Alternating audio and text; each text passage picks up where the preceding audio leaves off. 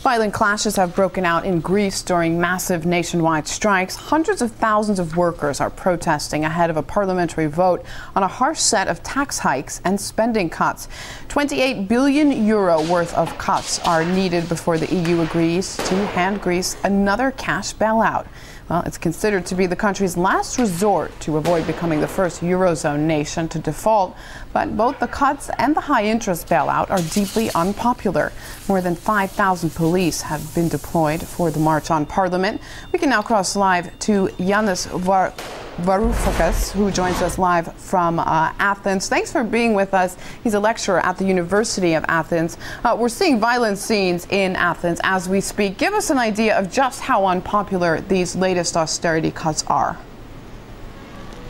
Around 80% of the population are dead against what is being pushed through Parliament. And even worse than that, I'm afraid that our own politicians, even those who are voting for those measures, do not believe in them. They resemble atheists who are crossing themselves, hoping for a miracle. So why is this happening? You say there are government officials who don't believe in what they're doing. The people are against it. Why is this happening? It is a shadow play.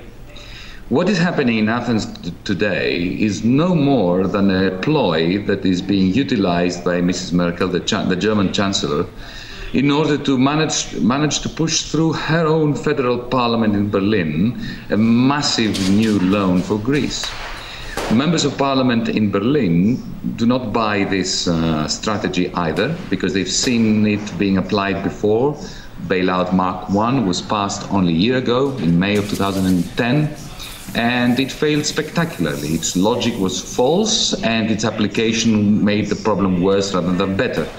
So Mrs. Merkel feels that she needs to exact some pounds of flesh from the Greek people in order to placate any resistance that she may have in the Berlin parliament.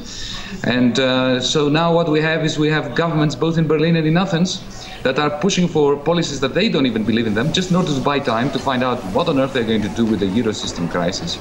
Meanwhile, I'm very much afraid that a new deficit is emerging, a deficit of political legitimacy, both in the surplus countries like Germany and Holland, and in the deficit countries like Greece and Ireland. Do you think that the government buys what the people are saying, that they will continue to protest, and are they going to take that into account? The government is on borrowed time. Don't forget that this is a prime minister who only about 10 days ago tried to fall on his sword and missed. He was prepared to resign. The hopes that he goes to sleep every night with are that he will manage to keep the whole thing together, to push this austerity through Parliament today and tomorrow, then go to Brussels, secure a massive new loan, come back triumphantly, saying that he saved the Greek economy by securing this loan, and hoping that then the Greek summer and the extreme heat that happens here, that we have here during August, is going to send everybody to the beaches for a few weeks before the political turmoil returns in September, October. What then is the solution as you see it? I mean, is Greece ready for a default? What other austerity measures do you think we can see?